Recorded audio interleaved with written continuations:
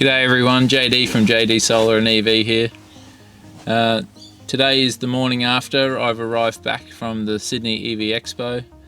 For those of you that aren't aware, I'm up in Brisbane, but the expo was down in Sydney.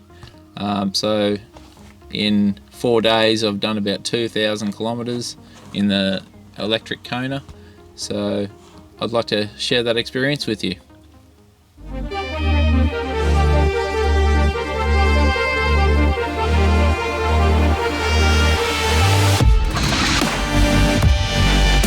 Alright, so the expo down in Sydney was run by the AEVA. They're an association that deal with people that have either converted a car to electric or people who've bought an electric car. And they usually held monthly meetings or bi-monthly meetings depending on what state you're in. And they're really good. You can learn a great deal about electric vehicles themselves, batteries, charging, all that type of stuff. So consider going along to your local state's meeting.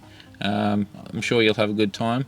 But with the expo, there was a wide range.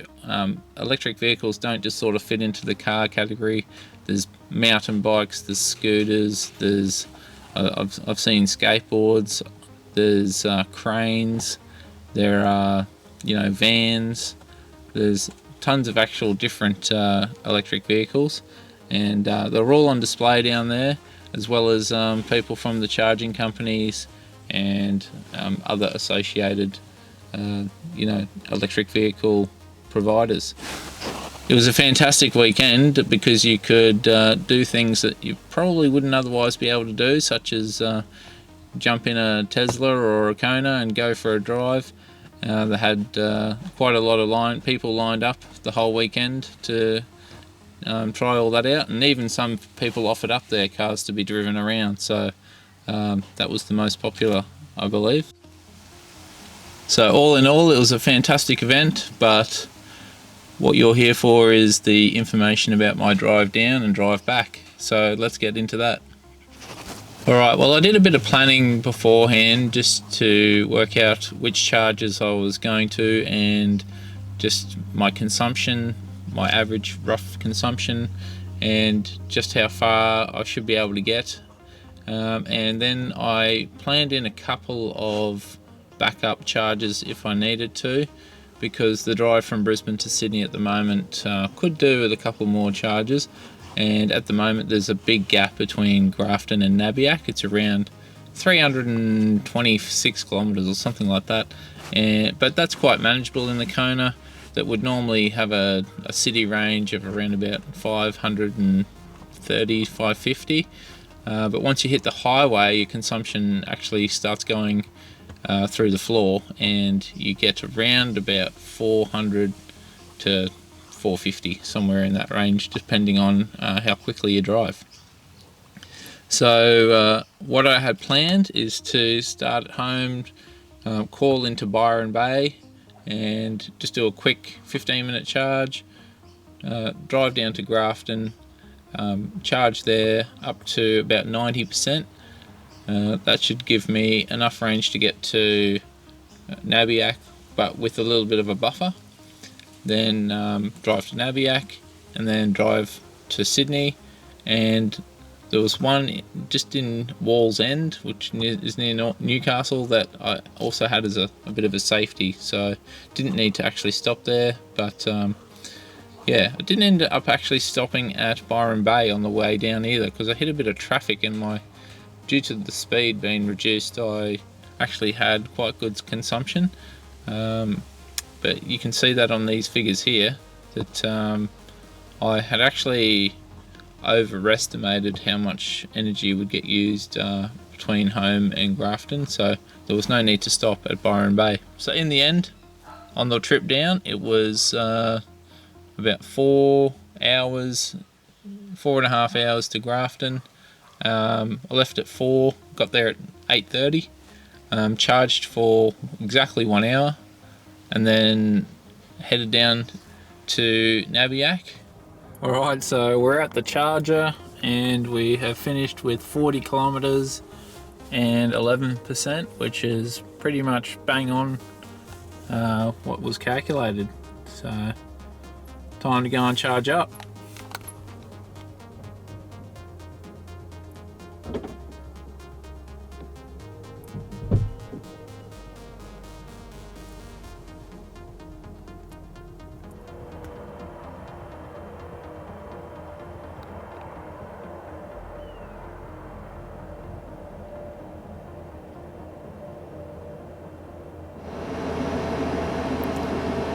So here we can see 45.6 has gone in just over an hour, so that's averaging around about 42, 43 kilowatts for speed. We're just waiting for it to tick over to 80 and then we're going to head off. Charged for 67 minutes. That charge went up to 80, only up to 80%, because with the Kona at about 76% the speed drops on the 50 kilowatt charger. So just put in 80%. That was my consumption. Perhaps because I was driving through the night, my consumption was a little bit better. So once I got to Nabiac, I was able to fill to 80%. I had 45 minutes sleep in that 1 hour, and that was good for fatigue. And then the rest of the trip ended up turning up at Sydney Olympic Park at 5:30 in the morning. So, well, it says 12 hours 18, so I don't know how they get that. Where are we turning? Next street. One. Turn left onto Murray Rose Avenue, then your destination will be on the right. Hopefully no one's at the charger.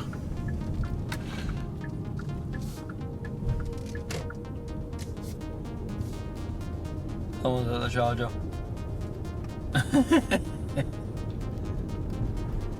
It's an Outlander, they got nothing.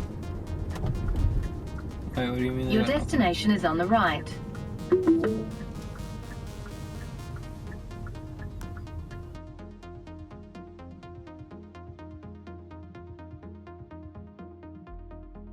Being part of the AEVA, I put my hand up to help out down there and take some people for rides in the Kona. And I believe everyone that came in actually enjoyed it. There was regularly 4 tall male people in the car, and they never. I continually asked if there was any comfort problems, and there wasn't. Like when you have a 6-foot person in the front and a 6-foot person in the back, it's starting to press on the boundary, but other than that, it's really not an issue. And everyone said they were comfortable and enjoyed the ride, so that was fantastic. Probably did about at least 20 test drives. So I think it was 3 2-hour sessions in the end. So over on the Saturday and the Sunday. So yeah, that was great, and feedback was very positive about the Kona. So that was good to raise awareness about that. So that chewed up as well about 100 kilometres. My son actually came with me, and we went and thought it was a bit silly to drive all the way from Brisbane to Sydney without checking out the Sydney Harbour Bridge and the Sydney Opera House. So we popped down there for a bit of a look on the Sunday, and then on the Monday morning, I think it was 5:30 in the 5:15, sorry, in the morning, we set off, checked out of the hotel, and started making our way back to Brisbane. This time, straight to Nabiac, stopped there, had some food, then charged up once again for I think it was actually 72 minutes or something like that, an hour and 12 minutes, because I had charged the previous night at Sydney Olympic Park, but because we've gone to Sydney, we actually started the trek off at about 80 something percent, 85%, rather than the 100% like when I'd left from home. So I had a little bit less range, so that just meant I had to charge a bit longer on that charger to get up to 90%, because once again I wasn't too sure about how the consumption would go, and driving during the day this time, it did mean that we had the things like aircon on to keep us cool while traveling at 110, 115 kilometers an hour. So yeah, once we got to Grafton, there was no trouble with the drive. The A1's a very nice drive, so there was no traffic really. So it was a very maintained 100 kilometers an hour average. Got to Grafton, there was a little bit of traffic going in and out because they're doing upgrades on the bridge, and there's a bit of a bypass going in around that area, a bit of an upgrade of the A1 I believe, so when that comes in the future it might be a little bit quicker again. But once we were at Grafton, I charged for, I put it up on the screen, but I knew that I didn't want to charge for so long to get to the point where I'll be able to go home in one trip. I wanted to stay in the 42-43 kilowatt speed limit on the charger.